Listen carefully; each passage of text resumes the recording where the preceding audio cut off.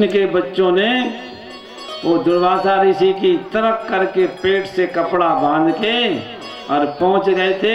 वो तर्क से पूछा था कि ये बच्ची गर्भवती है, इसको बच्चा होगा कि बच्ची। ये भागवत जी में कथा आती है।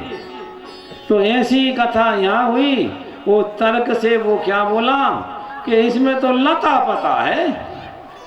तो उन्होंने कहा ठीक है, अब तू जब कह रहा लता पता है तो जा, मेरा आशीर्वाद है कि इसमें लता ही पता हो। तो वो सारा सामान, वो जितना जेवर माल पानी था, वो फिर से लता पता बन गया।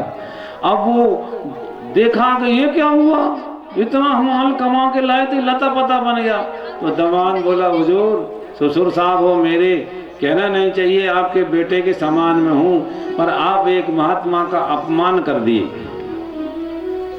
आपने तिरस्कार करके, वो महात्मा ने आपसे पूछा था, आपने उनकी खिल्ली उड़ाते हुए, उनका अपमान करते हुए, आपने सोचा कहीं ये हमसे पैसे ना मांग लें, कहीं ये हमसे ये ना ले लें, कहीं ये कुछ हमसे मांग ना कर दें। तो इस तुमने तिरस्कार करते हुए, अपमान करते हुए उनसे कह दिए इसमें तो लता पता भरा है। तो उन्होंने उसी समय आंख टेढ़ी करते हुए बोल लिया, तो जा लता पता ही होगा। तो वो सारा सोना जेवर लता पता ही बन गया। क्या करें क्या करें, अब तो क्या करें, हम तो पागल हो गए, हम दीवाले हो गए, दीवालिया हो गए। बोले अभी वो ज़्यादा दूर नहीं गए, जाओ चरणों में गिर जाओ, मौका है। फिर वो भागा, जाके चरणों में गिरा, महाराज माफ़ करो माफ़ करो।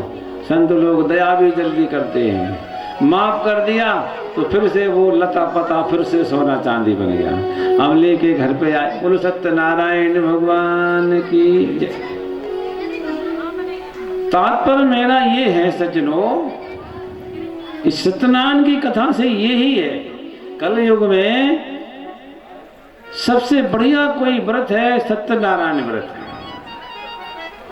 सत्यनारायण व्रत इतना पवित्र और इतना जल्दी चमत्कार दिखाने वाला व्रत है, पर इसका विधि विधान पता नहीं लोगों को, तरीका पता नहीं लोगों को। ठीक तरीके से, और एक दिन की कथा है जी, सत्यनारायण की कथा एक ही दिन की होती है।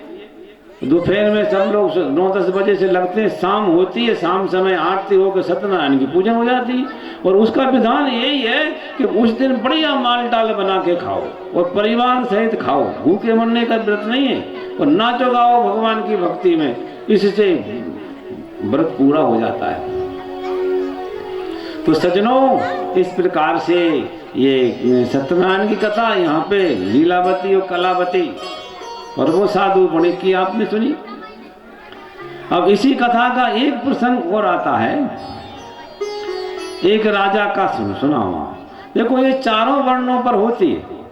अभी आपने सुना, पहले ब्राह्मण देवता ने किया, फिर ये बनिया ने किया, और फिर एक सूद ने, लकड़हारे ने किया, अब ये राजा ने। तो वही की वही विधान, कोई भी ब्राह्मण क्षत्रिय वैश्य सूद, कोई सबके लिए ऑलराउंडर है ये कथा, सत्यनारायण कथा। बोलो सत्यनारायण भगवान की जय हो। कोई रोक टोक नहीं है किसी प्रकार की। सज्जनों, अब एक राजा की सुने।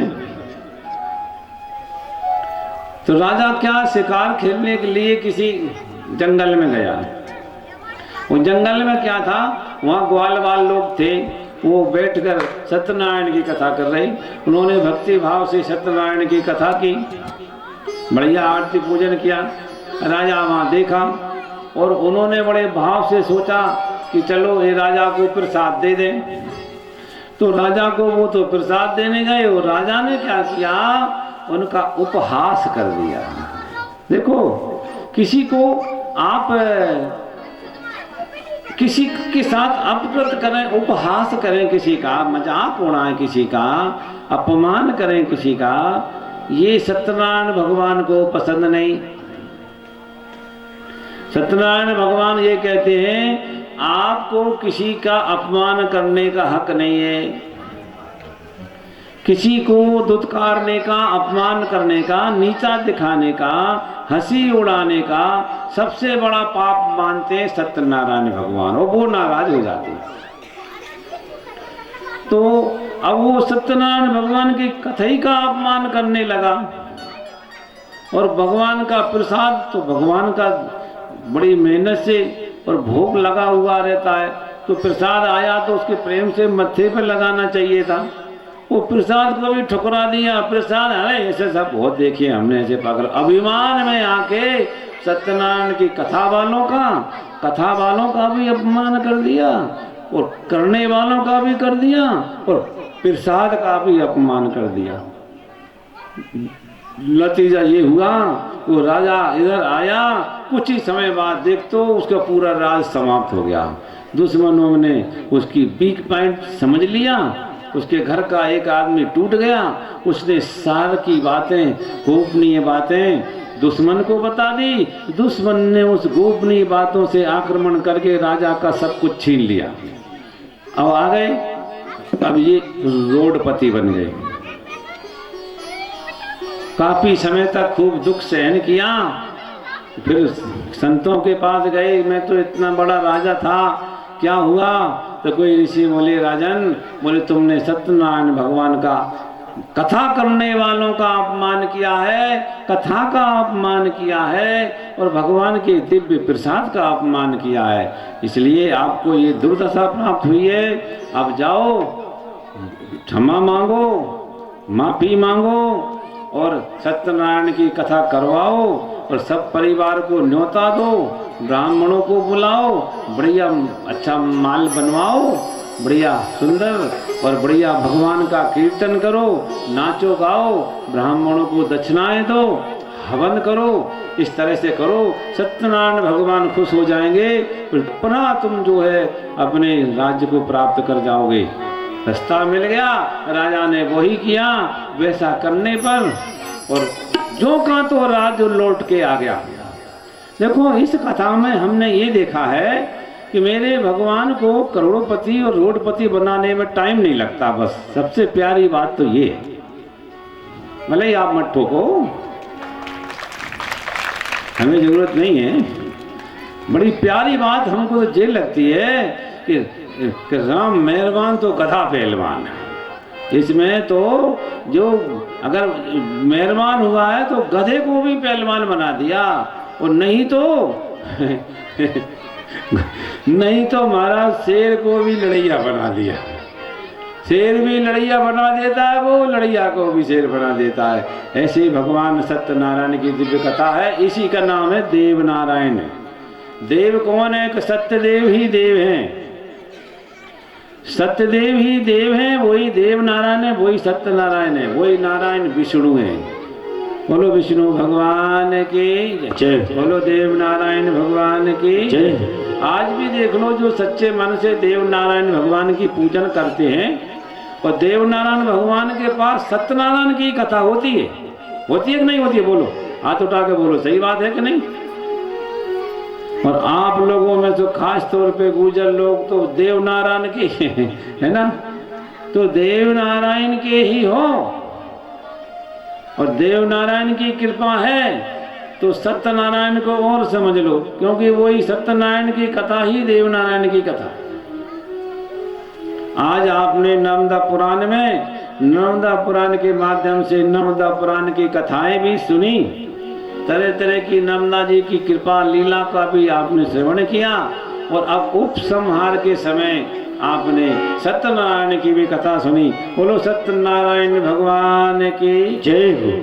और आज हवन भी हुआ, आज बसंत पंचमी का भी दिन है, गुप्त नवरात्रि भी है, बसंत पंचमी भी है, नर्मदा पुराण भी है, सत्यनारायण की कथा भी है, पूरा कुटुंब परिवार भी है, ब्राह्मण देवता भी हैं, संत लोग भी हैं, नर्मदा का किनारा भी है।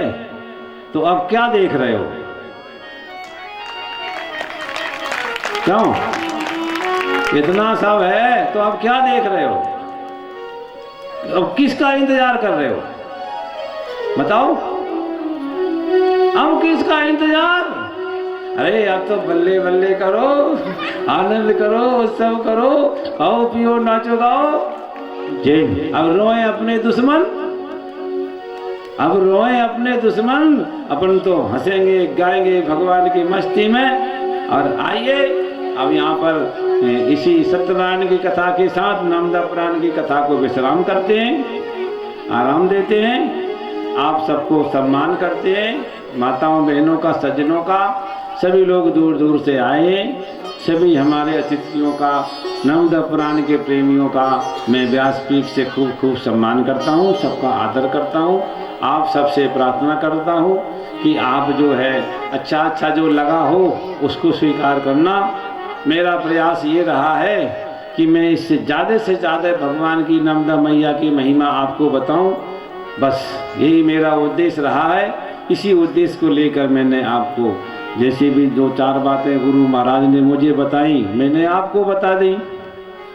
मेरे पास अपना पर्सनल तो कुछ है ही नहीं है, हमारे कुछ है ही नहीं है हमारे पास। जो गुरुओं ने हमको बताया हमने आपको बता दिया, इसलिए आप विश्वास है कि आप सब लोगों को अच्छा लगा होगा, बढ़िया लगा होगा, इस आशा से बताया। अब फिर भी अगर किसी को कोई अगर कहीं कोई खारा खट्टा लगा हो तो भैया हम उसे क्षमा चाहते हैं और हमें कोई दिक्कत नहीं है। हम बिल्कुल हाथ जोड़ के क्षमा मांगते हैं कि भाई बुरा लगा हो तो हमें माफ़ कर देना। हमें इसलिए माफ़ करना कि हमारा उद्देश्य बुरा लगाना नहीं है। हो सकता वाणी हमारी कहीं खिसका खिसकी हुई हो, जवान के का ठिकाने, आजकल जवान और जवानी के कोई ठिकाने हैं। चंद समय की होती है, खिसका खिसकी होती है, इनमें जवानी भी फिसलती है और जवान भी फिसलती है। इसलिए सज्जनों कोई पिछली वाणी की हो गई हो तो आप निश्चित रूप से क्षमा करेंगे, ऐसा मेरा विश्वास है। और इस पे ध्यान देंगे कि आप भक्ति में लगो, आप आगे बढ़ो, तरक्की करो और आगे महान बनो। भगवान का राज अपना ही है, अपने बाप का है और किसका है। तो हम किसी से कम नहीं, ये बात सच है, पर हम इसका अभिमान नहीं करते, पर स्वाभिमान करते हैं कि हम भी भगवान के हैं। जय हो, जय जय सीता राम। आज तो वाणी को विराम करूंगा, एक भजन होगा, इसके बाद कीर्तन और फिर आरती होगी, आप प्रसाद पाएंगे। जय जय सीता, जय हो। बोली नर्मदा मैया की जय। अमर पूर्णाहुति सुनो, इसके आरती के समय हम लोग सब लोग पूर्णाहुति का नारियल छोड़ेंगे हवन में। अभी एक भजन हो जाएगा, फिर आरती होगी, आरती के बाद पूर्णाहुति का नारियल छोड़ देंगे, ठीक है ना। अमर कंठ से माई नर्मदा कल कल करत चली। अमर कंठ से माई नर्मदा कल कल करत चली। भोलेनाथ की नदी हो जग को तारने चले। भोलेनाथ की नदी हो जग को तारने चले। अमर कंठ से माई नर्मदा कल कल करत चली। अमर कंठ से माई नर्मदा कल कल कर चली। भोलेनाथ भोलेनाथ भोलेनाथ की नदी जग को तारने चली। भोलेनाथ की नदी जग को तारने चली।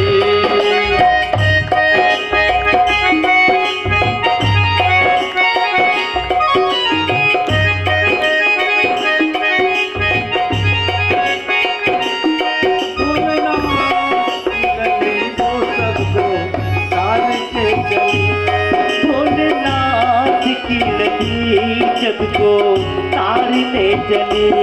भोलेनाथ की नदी सबको तारने चली। भोलेनाथ की लली वो सबको तार के चली। भोलेनाथ की नदी जग को तारने चले। देखिए गण मंडला